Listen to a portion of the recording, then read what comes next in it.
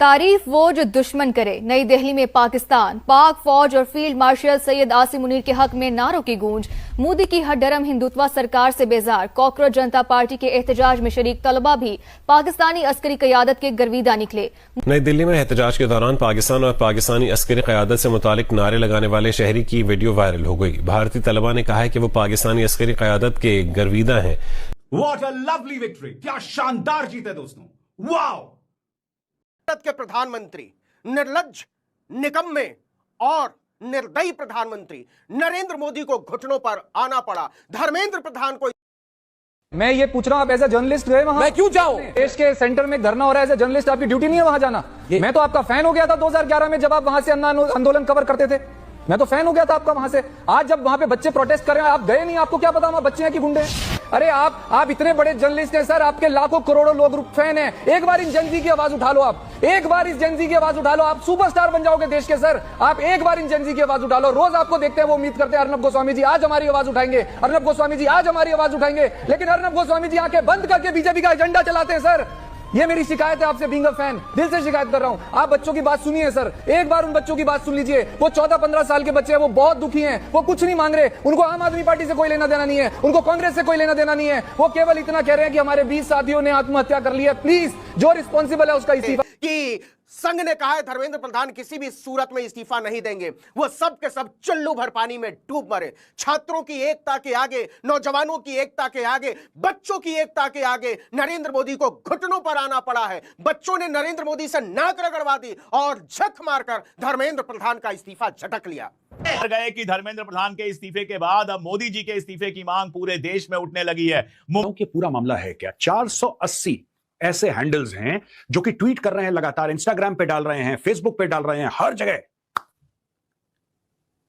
जंतर मंतर में ऐसा हो गया, ये हो गया, पुलिस ने ये कर दिया, और दिस एंड दैट, दुनिया भर की चीजें। अब ये पता लग रहा है कि all these are Pakistani based. ये 2025-2026 में क्रिएट करे गए थे और कई हैंडल इसमें एक्टिव थे ड्यूरिंग ऑपरेशन सिंदूर। ये नैरेटिव वॉर का एक हिस्सा थे पाकिस्तान के, और अब पता लगा कि ये सब के सब घुसे जंतर मंतर में और वहां पे बॉर्डर पार से अराजकता फैलाने की इन लोगों ने। दोस्तों, जो काम देश का समूचा विपक्ष 12 बरसों में नहीं कर पाया, वो काम जेनजी ने सिर्फ 35 दिन में कर दिया। 35 दिन में कर दिया। हमारे बच्चे अपना समय पढ़ाई में लगाएं, करियर बनाने पर फोकस करें। इसी बात पर विचार करते हुए मैंने अपना त्याग पत्र माननीय प्रधानमंत्री जी को भेज दिया है। अब जेनजी मतलब 14 साल के बच्चों से लेकर 28-29 साल के बच्चे, और इन बच्चों ने जिस तरह से मोदी को झकझोर दिया, और आप यूं कह सकते हैं कि पहली बार मोदी को, इस बादशाह को घुटने में लिया है। देश नहीं, दुनिया चकित रह गई है। क्या कहते थे, इस सरकार में इस्तीफे नहीं होते। हम कहना चाहते, झुकती है दुनिया, झुकाने वाला चाहिए।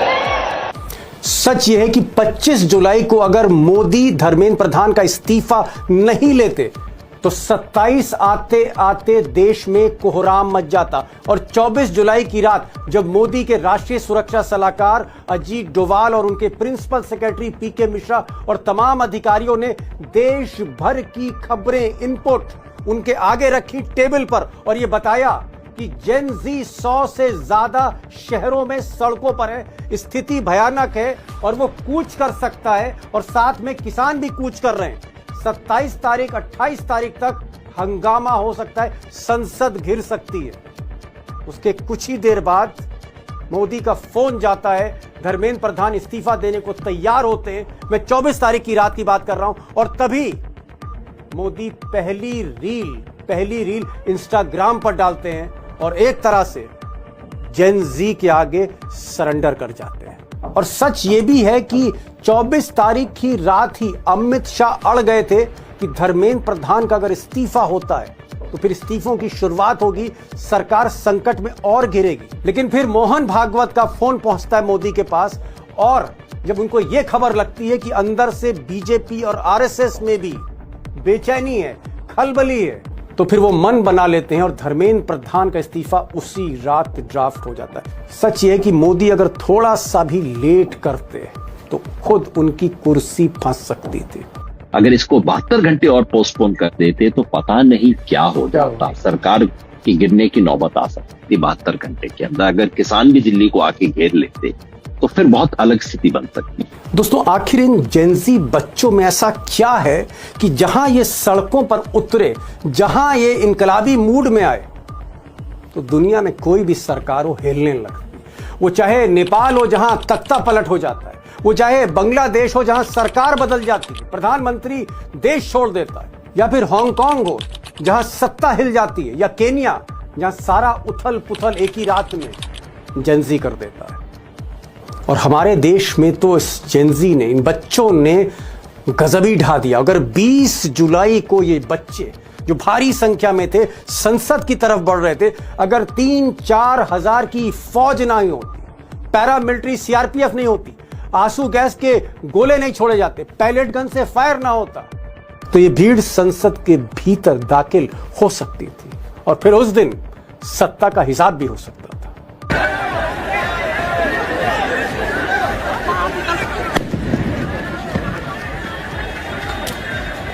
और दोस्तों, असली सवाल कि इस जेन जी में, इन बच्चों में ऐसी कौन सी खूबी है, क्या खासियत है कि जहां चाहते हैं वहां इनको राह मिल जाती है और जिसको चाहें अपने आगे झुका लेते हैं। प्रधान ने इस्तीफा दे दिया, लेकिन मेरा घर जाने का मन नहीं कर रहा। अब तो मोदी का भी चाहिए।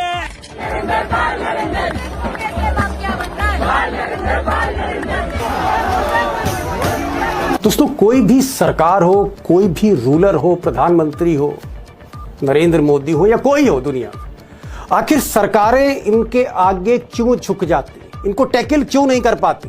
कोई भी संस्था इनसे भिड़ क्यों नहीं पाती जेनजी से? आखिर ऐसा क्या है?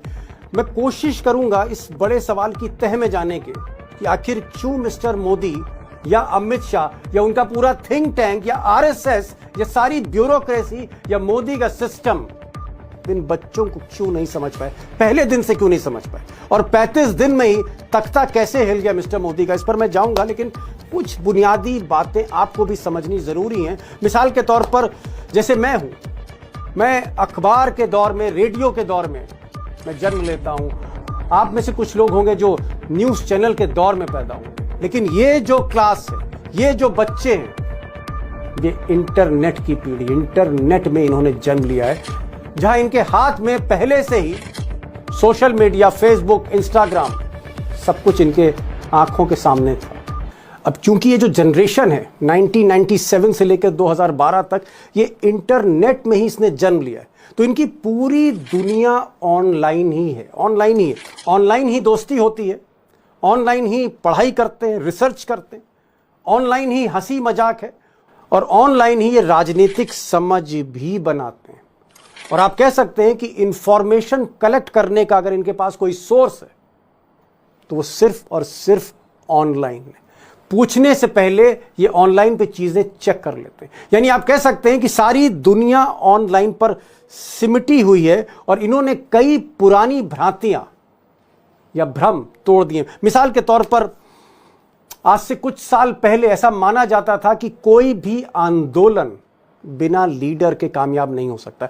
यानी एक लीडर चाहिए, एक काडर चाहिए, तभी आंदोलन आगे बढ़ सकता है। वो चाहे जयप्रकाश नारायण का आंदोलन हो या फिर वो हाल फिलहाल का देखें तो अन्ना आंदोलन हो, बिना लीडर के आंदोलन नहीं चल सकता।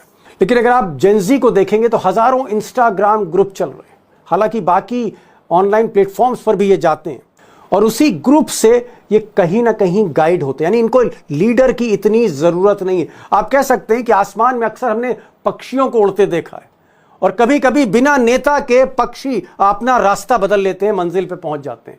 पक्षियों को लीडर की जैसे जरूरत नहीं होती, इनको भी कोई लीडर नहीं चाहिए, कोई फॉर्मल लीडर नहीं चाहिए।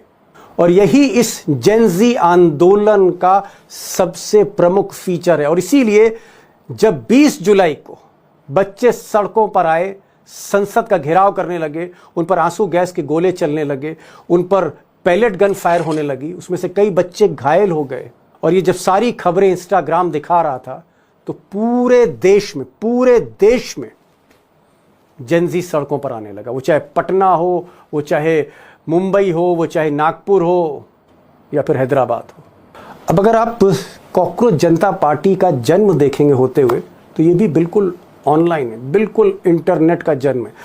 दरअसल हुआ ये कि सुप्रीम कोर्ट के चीफ जस्टिस सूर्यकांत, जो सत्ता के बहुत करीब दिखते हैं, इन्होंने एक सुनवाई के दौरान एक टिप्पणी कर दी, एक रिमार्क कर दिया कि भाई ये जो बेरोजगार युवा हैं ये तो कॉकरोच है।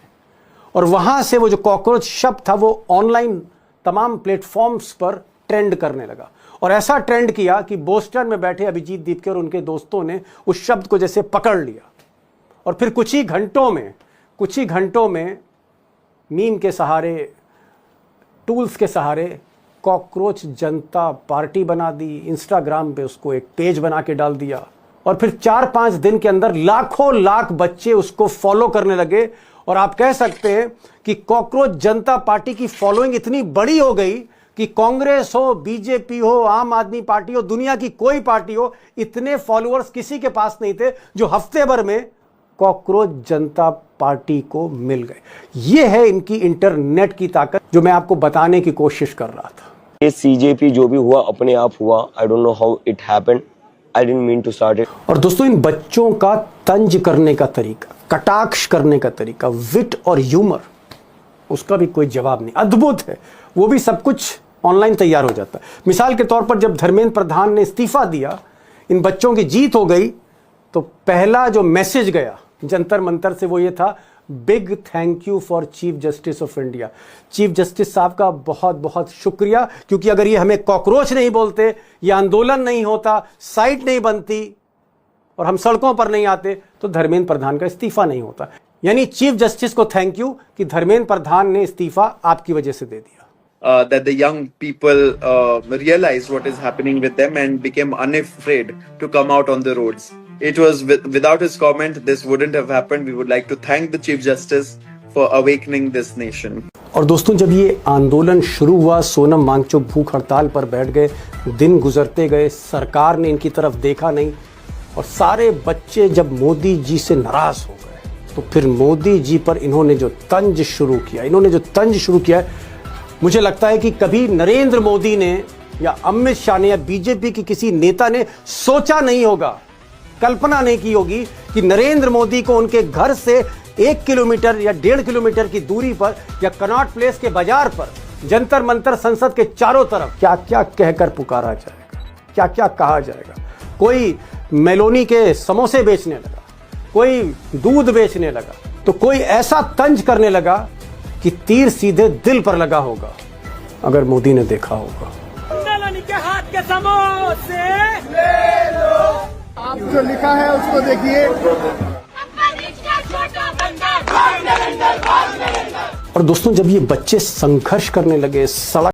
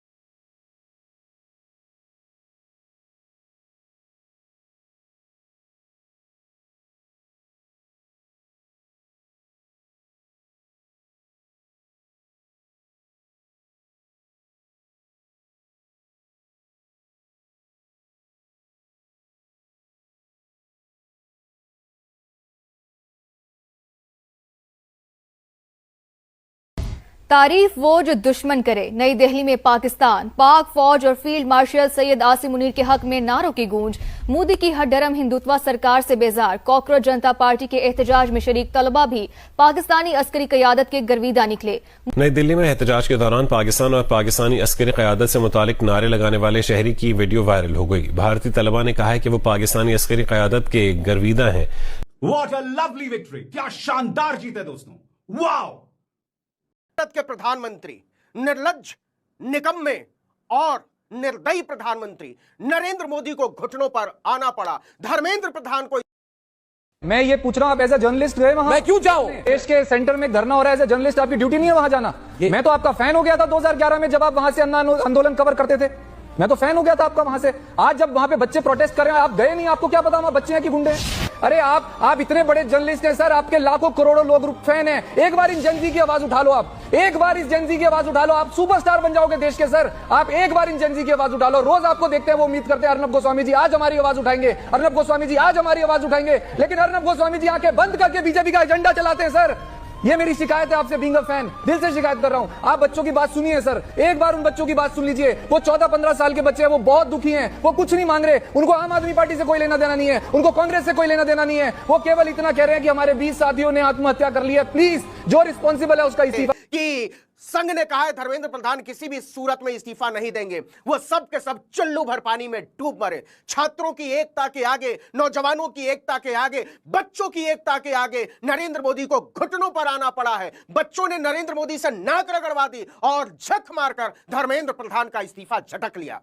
गए कि धर्मेंद्र प्रधान के इस्तीफे के बाद अब मोदी जी के इस्तीफे की मांग पूरे देश में उठने लगी है। पूरा मामला है क्या? 480 ऐसे हैंडल्स हैं जो कि ट्वीट कर रहे हैं लगातार, इंस्टाग्राम पे डाल रहे हैं, फेसबुक पे डाल रहे हैं, हर जगह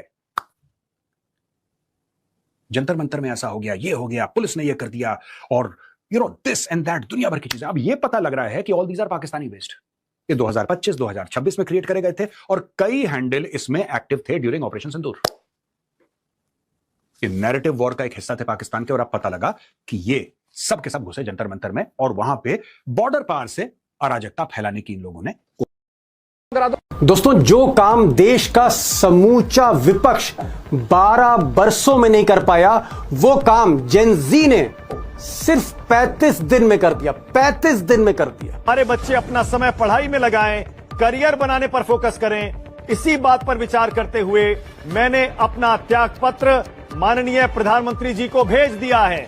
अब जेनजी मतलब 14 साल के बच्चों से लेकर 28-29 साल के बच्चे, और इन बच्चों ने जिस तरह से मोदी को झकझोर दिया, और आप यूं कह सकते हैं कि पहली बार मोदी को, इस बादशाह को घुटने में लिया है। देश नहीं, दुनिया चकित रह गई है।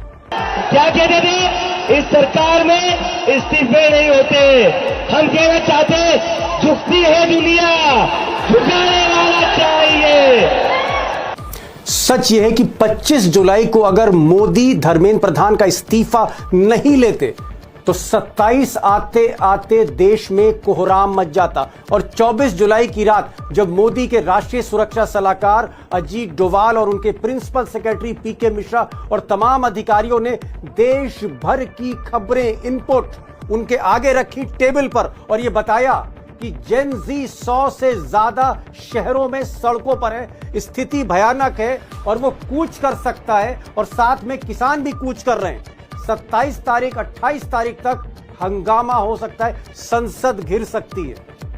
उसके कुछ ही देर बाद मोदी का फोन जाता है, धर्मेंद्र प्रधान इस्तीफा देने को तैयार होते हैं। मैं 24 तारीख की रात की बात कर रहा हूं, और तभी मोदी पहली रील इंस्टाग्राम पर डालते हैं और एक तरह से जेन ज़ी के आगे सरेंडर कर जाते हैं। और सच ये भी है कि 24 तारीख की रात ही अमित शाह अड़ गए थे कि धर्मेंद्र प्रधान का अगर इस्तीफा होता है तो फिर इस्तीफों की शुरुआत होगी, सरकार संकट में और घिरेगी। लेकिन फिर मोहन भागवत का फोन पहुंचता है मोदी के पास, और जब उनको यह खबर लगती है कि अंदर से बीजेपी और आरएसएस में भी बेचैनी है, खलबली है, तो फिर वो मन बना लेते हैं और धर्मेंद्र प्रधान का इस्तीफा उसी रात ड्राफ्ट हो जाता है। सच ये है कि मोदी अगर थोड़ा सा भी लेट करते तो खुद उनकी कुर्सी फंस सकती थी।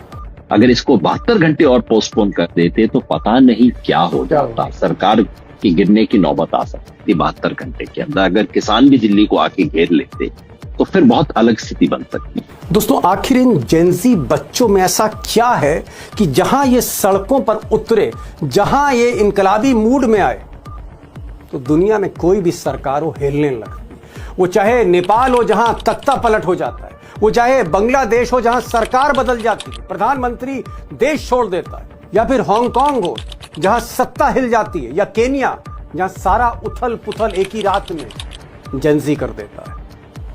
और हमारे देश में तो इस जेनजी ने, इन बच्चों ने गजब ही ढा दिया। अगर 20 जुलाई को ये बच्चे जो भारी संख्या में थे संसद की तरफ बढ़ रहे थे, अगर 3-4 हजार की फौज नहीं होती, पैरामिलिट्री सीआरपीएफ नहीं होती, आंसू गैस के गोले नहीं छोड़े जाते, पैलेट गन से फायर ना होता, तो ये भीड़ संसद के भीतर दाखिल हो सकती थी और फिर उस दिन सत्ता का हिसाब भी हो सकता था।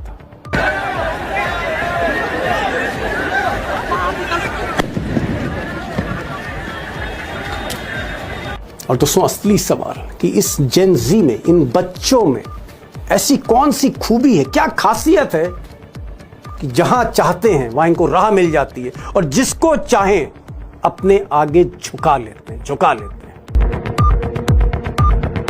प्रधान ने इस्तीफा दे दिया, लेकिन मेरा घर जाने का मन नहीं कर रहा। अब तो मोदी का भी चाहिए।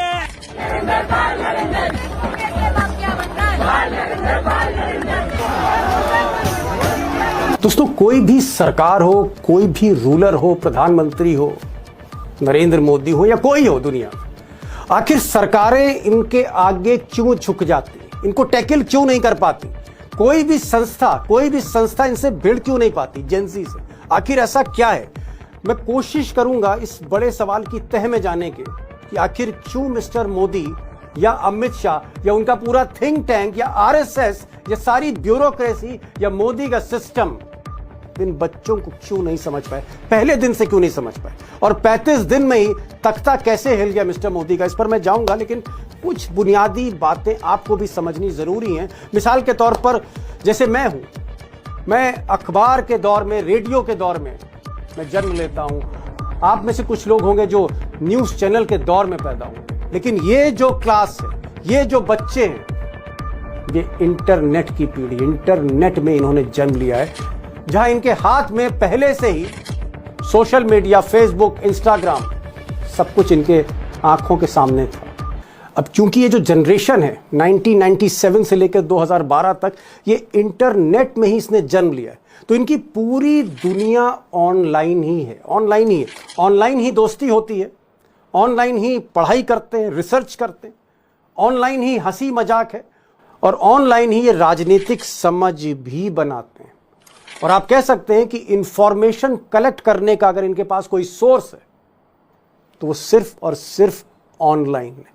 पूछने से पहले ये ऑनलाइन पे चीजें चेक कर लेते हैं। यानी आप कह सकते हैं कि सारी दुनिया ऑनलाइन पर सिमटी हुई है और इन्होंने कई पुरानी भ्रांतियां या भ्रम तोड़ दिए। मिसाल के तौर पर, आज से कुछ साल पहले ऐसा माना जाता था कि कोई भी आंदोलन बिना लीडर के कामयाब नहीं हो सकता। यानी एक लीडर चाहिए, एक काडर चाहिए, तभी आंदोलन आगे बढ़ सकता है। वो चाहे जयप्रकाश नारायण का आंदोलन हो या फिर वो हाल फिलहाल का देखें तो अन्ना आंदोलन हो, बिना लीडर के आंदोलन नहीं चल सकता। लेकिन अगर आप जेनजी को देखेंगे तो हजारों इंस्टाग्राम ग्रुप चल रहे हैं, हालांकि बाकी ऑनलाइन प्लेटफॉर्म्स पर भी ये जाते हैं, और उसी ग्रुप से ये कहीं ना कहीं गाइड होते हैं। यानी इनको लीडर की इतनी जरूरत नहीं है। आप कह सकते हैं कि आसमान में अक्सर हमने पक्षियों को उड़ते देखा है, और कभी कभी बिना नेता के पक्षी अपना रास्ता बदल लेते हैं, मंजिल पे पहुंच जाते हैं। पक्षियों को लीडर की जैसे जरूरत नहीं होती, इनको भी कोई लीडर नहीं चाहिए, कोई फॉर्मल लीडर नहीं चाहिए। और यही इस जेनजी आंदोलन का सबसे प्रमुख फीचर है। और इसीलिए जब 20 जुलाई को बच्चे सड़कों पर आए, संसद का घेराव करने लगे, उन पर आंसू गैस के गोले चलने लगे, उन पर पैलेट गन फायर होने लगी, उसमें से कई बच्चे घायल हो गए, और ये जब सारी खबरें इंस्टाग्राम दिखा रहा था तो पूरे देश में जेनजी सड़कों पर आने लगा। वो चाहे पटना हो, वो चाहे मुंबई हो, वो चाहे नागपुर हो, या फिर हैदराबाद हो। अब अगर आप कॉकरोच जनता पार्टी का जन्म देखेंगे होते हुए, तो ये भी बिल्कुल ऑनलाइन है, बिल्कुल इंटरनेट का जन्म है। दरअसल हुआ ये कि सुप्रीम कोर्ट के चीफ जस्टिस सूर्यकांत, जो सत्ता के बहुत करीब दिखते हैं, इन्होंने एक सुनवाई के दौरान एक टिप्पणी कर दी, एक रिमार्क कर दिया कि भाई ये जो बेरोजगार युवा हैं ये तो कॉकरोच है। और वहाँ से वो जो कॉकरोच शब्द था वो ऑनलाइन तमाम प्लेटफॉर्म्स पर ट्रेंड करने लगा। और ऐसा ट्रेंड किया कि बोस्टन में बैठे अभिजीत दीपके और उनके दोस्तों ने उस शब्द को जैसे पकड़ लिया और फिर कुछ ही घंटों में मीम के सहारे, टूल्स के सहारे कॉकरोच जनता पार्टी बना दी, इंस्टाग्राम पे उसको एक पेज बना के डाल दिया और फिर 4-5 दिन के अंदर लाख बच्चे उसको फॉलो करने लगे। और आप कह सकते हैं कि कॉकरोच जनता पार्टी की फॉलोइंग इतनी बड़ी हो गई कि कांग्रेस हो, बीजेपी हो, आम आदमी पार्टी हो, दुनिया की कोई पार्टी हो, इतने फॉलोअर्स किसी के पास नहीं थे जो हफ्ते भर में कॉकरोच जनता पार्टी को मिल गए। ये है इनकी इंटरनेट की ताकत, जो मैं आपको बताने की कोशिश कर रहा था। ये सीजेपी जो भी हुआ अपने आप हुआ। I don't know how it happened, I didn't mean to start it. और दोस्तों, इन बच्चों का तंज करने का तरीका, कटाक्ष करने का तरीका, विट और ह्यूमर, उसका भी कोई जवाब नहीं, अद्भुत है। वो भी सब कुछ ऑनलाइन तैयार हो जाता है। मिसाल के तौर पर जब धर्मेंद्र प्रधान ने इस्तीफा दिया, इन बच्चों की जीत हो गई, तो पहला जो मैसेज गया जंतर मंतर से वो ये था, big thank you for chief justice of India. Chief justice साहब का बहुत बहुत शुक्रिया, क्योंकि अगर ये हमें कॉकरोच नहीं बोलते, ये आंदोलन नहीं होता, साइट नहीं बनती और हम सड़कों पर नहीं आते, तो धर्मेंद्र प्रधान का इस्तीफा नहीं होता। यानी चीफ जस्टिस को थैंक यू कि धर्मेंद्र प्रधान ने इस्तीफा आपकी वजह से दे दिया। That the young people realized what is happening with them and became unafraid to come out on the roads. It was without his comment, this wouldn't have happened. We would like to thank the Chief Justice for awakening this nation. और दोस्तों, जब ये आंदोलन शुरू हुआ, सोनम वांगचुक भूख हड़ताल पर बैठ गए, दिन गुजरते गए, सरकार ने इनकी तरफ देखा नहीं और सारे बच्चे जब मोदी जी से नाराज हो गए, तो फिर मोदी जी पर इन्होंने जो तंज शुरू किया, मुझे लगता है कि कभी नरेंद्र मोदी ने या अमित शाह ने या बीजेपी की किसी नेता ने सोचा नहीं होगा, कल्पना नहीं की होगी कि नरेंद्र मोदी को उनके घर से 1 किलोमीटर या 1.5 किलोमीटर की दूरी पर या कनॉट प्लेस के बाजार पर जंतर मंतर संसद के चारों तरफ क्या क्या कहकर पुकारा जाएगा, क्या क्या कहा जाएगा। कोई मेलोनी के समोसे बेचने लगा, कोई दूध बेचने लगा, तो कोई ऐसा तंज करने लगा कि तीर सीधे दिल पर लगा होगा, अगर मोदी ने देखा होगा। के हाथ के समोसे ले लो, आप जो लिखा है उसको देखिए। और दोस्तों, जब ये बच्चे संघर्ष करने लगे, सड़क पर आ गए अपनी।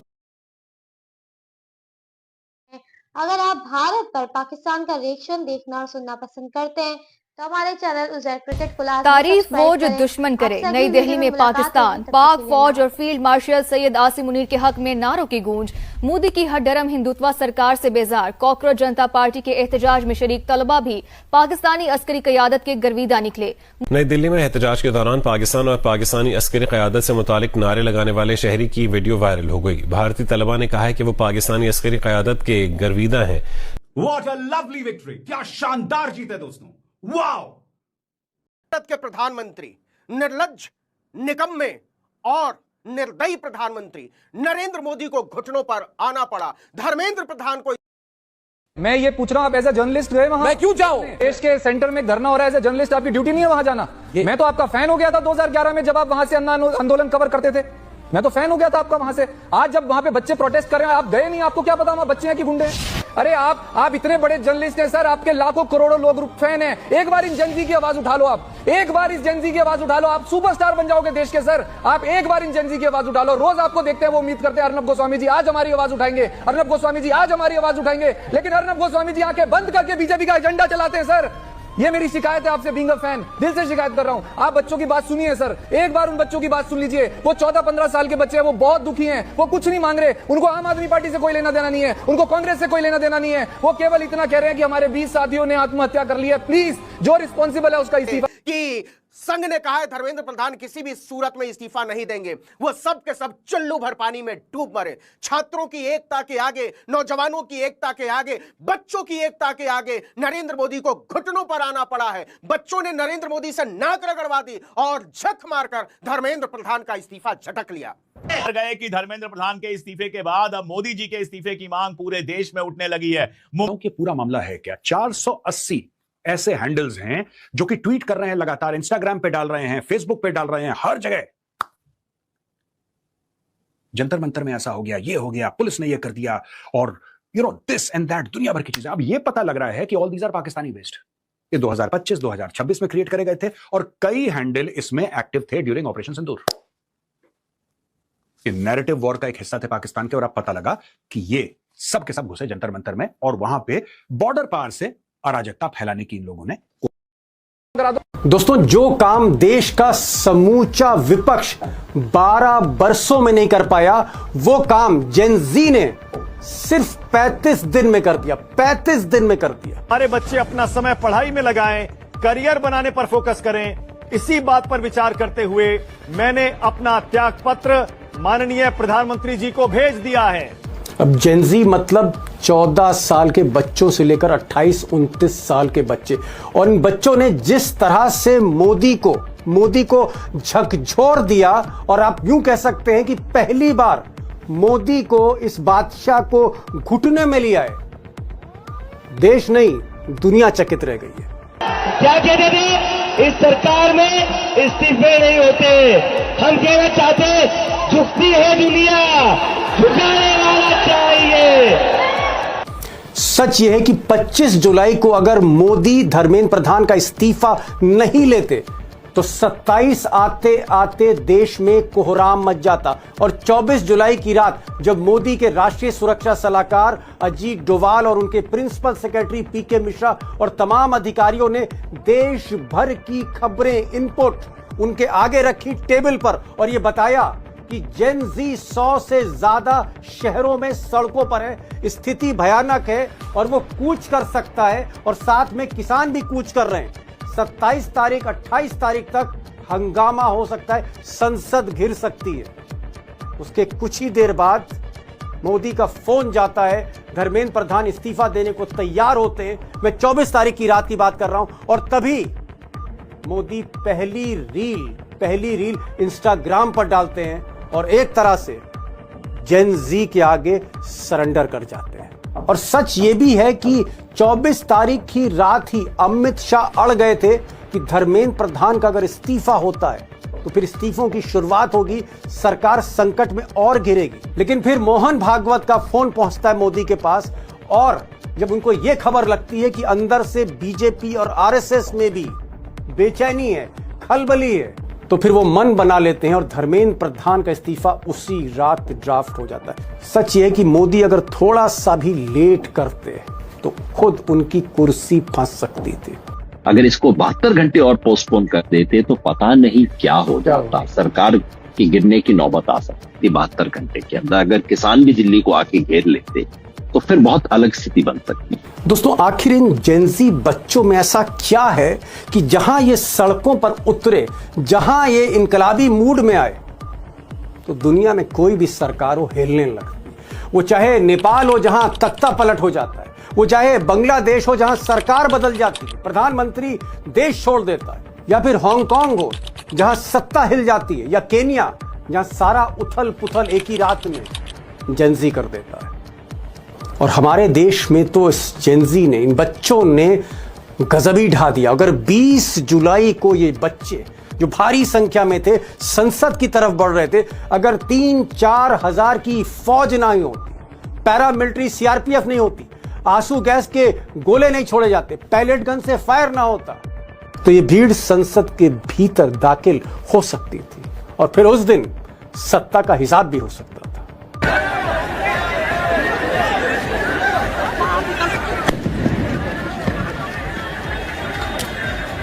और दोस्तों, असली सवाल कि इस जेन ज़ी में, इन बच्चों में ऐसी कौन सी खूबी है, क्या खासियत है कि जहां चाहते हैं वहां इनको राह मिल जाती है और जिसको चाहें अपने आगे झुका लेते हैं।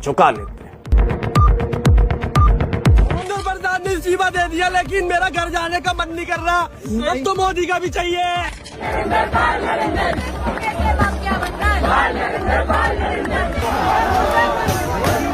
दोस्तों, कोई भी सरकार हो, कोई भी रूलर हो, प्रधानमंत्री हो, नरेंद्र मोदी हो या कोई हो दुनिया, आखिर सरकारें इनके आगे क्यों झुक जाती, इनको टैकल क्यों नहीं कर पाती? कोई भी संस्था इनसे भिड़ क्यों नहीं पाती जेंजी से? आखिर ऐसा क्या है? मैं कोशिश करूंगा इस बड़े सवाल की तह में जाने के कि आखिर क्यों मिस्टर मोदी या अमित शाह या उनका पूरा थिंक टैंक या आरएसएस या सारी ब्यूरोक्रेसी या मोदी का सिस्टम इन बच्चों को क्यों नहीं समझ पाए, पहले दिन से क्यों नहीं समझ पाए, और 35 दिन में ही तख्ता कैसे हिल गया मिस्टर मोदी का, इस पर मैं जाऊंगा। लेकिन कुछ बुनियादी बातें आपको भी समझनी जरूरी हैं। मिसाल के तौर पर जैसे मैं अखबार के दौर में, रेडियो के दौर में मैं जन्म लेता हूं। आप में से कुछ लोग होंगे जो न्यूज चैनल के दौर में पैदा हुए, लेकिन ये जो क्लास है, ये जो बच्चे हैं, ये इंटरनेट की पीढ़ी, इंटरनेट में इन्होंने जन्म लिया है, जहां इनके हाथ में पहले से ही सोशल मीडिया, फेसबुक, इंस्टाग्राम, सब कुछ इनके आंखों के सामने था। अब चूंकि ये जो जनरेशन है 1997 से लेकर 2012 तक, ये इंटरनेट में ही इसने जन्म लिया है, तो इनकी पूरी दुनिया ऑनलाइन ही है, ऑनलाइन ही दोस्ती होती है, ऑनलाइन ही पढ़ाई करते हैं, रिसर्च करते हैं, ऑनलाइन ही हंसी मजाक है, और ऑनलाइन ही ये राजनीतिक समझ भी बनाते हैं। और आप कह सकते हैं कि इंफॉर्मेशन कलेक्ट करने का अगर इनके पास कोई सोर्स है तो वो सिर्फ और सिर्फ ऑनलाइन है। पूछने से पहले ये ऑनलाइन पे चीजें चेक कर लेते हैं। यानी आप कह सकते हैं कि सारी दुनिया ऑनलाइन पर सिमटी हुई है और इन्होंने कई पुरानी भ्रांतियां या भ्रम तोड़ दिए। मिसाल के तौर पर आज से कुछ साल पहले ऐसा माना जाता था कि कोई भी आंदोलन बिना लीडर के कामयाब नहीं हो सकता। यानी एक लीडर चाहिए, एक काडर चाहिए, तभी आंदोलन आगे बढ़ सकता है। वो चाहे जयप्रकाश नारायण का आंदोलन हो या फिर वो हाल फिलहाल का देखें तो अन्ना आंदोलन हो, बिना लीडर के आंदोलन नहीं चल सकता। लेकिन अगर आप जेंजी को देखेंगे तो हजारों इंस्टाग्राम ग्रुप चल रहे हैं, हालांकि बाकी ऑनलाइन प्लेटफॉर्म्स पर भी ये जाते हैं, और उसी ग्रुप से ये कहीं ना कहीं गाइड होते हैं। यानी इनको लीडर की इतनी जरूरत नहीं है। आप कह सकते हैं कि आसमान में अक्सर हमने पक्षियों को उड़ते देखा है, और कभी कभी बिना नेता के पक्षी अपना रास्ता बदल लेते हैं, मंजिल पे पहुंच जाते हैं। पक्षियों को लीडर की जैसे जरूरत नहीं होती, इनको भी कोई लीडर नहीं चाहिए, कोई फॉर्मल लीडर नहीं चाहिए। और यही इस जेंजी आंदोलन का सबसे प्रमुख फीचर है। और इसीलिए जब 20 जुलाई को बच्चे सड़कों पर आए, संसद का घेराव करने लगे, उन पर आंसू गैस के गोले चलने लगे, उन पर पैलेट गन फायर होने लगी, उसमें से कई बच्चे घायल हो गए, और ये जब सारी खबरें इंस्टाग्राम दिखा रहा था तो पूरे देश में जेंजी सड़कों पर आने लगा। वो चाहे पटना हो, वो चाहे मुंबई हो, वो चाहे नागपुर हो या फिर हैदराबाद हो। अब अगर आप कॉकरोच जनता पार्टी का जन्म देखेंगे होते हुए, तो ये भी बिल्कुल ऑनलाइन है, बिल्कुल इंटरनेट का जन्म है। दरअसल हुआ ये कि सुप्रीम कोर्ट के चीफ जस्टिस सूर्यकांत, जो सत्ता के बहुत करीब दिखते हैं, इन्होंने एक सुनवाई के दौरान एक टिप्पणी कर दी, एक रिमार्क कर दिया कि भाई ये जो बेरोजगार युवा हैं ये तो कॉकरोच है। और वहां से वो जो कॉकरोच शब्द था वो ऑनलाइन तमाम प्लेटफॉर्म्स पर ट्रेंड करने लगा, और ऐसा ट्रेंड किया कि बोस्टन में बैठे अभिजीत दीपके और उनके दोस्तों ने उस शब्द को जैसे पकड़ लिया, और फिर कुछ ही घंटों में मीम के सहारे, टूल्स के सहारे कॉकरोच जनता पार्टी बना दी, इंस्टाग्राम पे उसको एक पेज बना के डाल दिया, और फिर 4-5 दिन के अंदर लाख बच्चे उसको फॉलो करने लगे। और आप कह सकते हैं कि कॉकरोच जनता पार्टी की फॉलोइंग इतनी बड़ी हो गई कि कांग्रेस हो, बीजेपी हो, आम आदमी पार्टी हो, दुनिया की कोई पार्टी हो, इतने फॉलोअर्स किसी के पास नहीं थे जो हफ्ते भर में कॉकरोच जनता पार्टी को मिल गए। ये है इनकी इंटरनेट की ताकत, जो मैं आपको बताने की कोशिश कर रहा था। ये सीजेपी जो भी हुआ अपने आप हुआ। I don't know how it happened, I didn't mean to start it. और दोस्तों, इन बच्चों का तंज करने का तरीका, कटाक्ष करने का तरीका, विट और ह्यूमर, उसका भी कोई जवाब नहीं, अद्भुत है। वो भी सब कुछ ऑनलाइन तैयार हो जाता है। मिसाल के तौर पर जब धर्मेंद्र प्रधान ने इस्तीफा दिया, इन बच्चों की जीत हो गई तो पहला जो मैसेज गया जंतर मंतर से वो ये था, big thank you for chief justice of India.